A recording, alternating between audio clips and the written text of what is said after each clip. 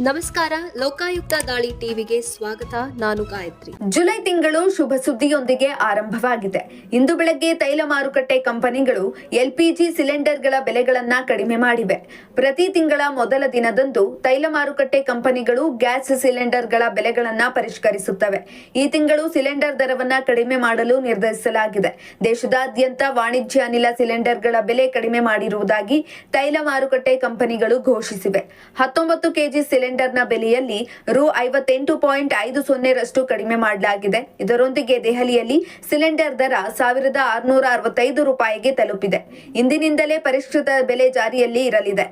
ಇನ್ನು ಗೃಹೋಪಯೋಗಿ ಉದ್ದೇಶಗಳಿಗಾಗಿ ಬಳಸುವ ದೇಶೀಯ ಸಿಲಿಂಡರ್ ಬೆಲೆಯಲ್ಲಿ ಯಾವುದೇ ರೀತಿಯ ಬದಲಾವಣೆಯಾಗಿಲ್ಲ.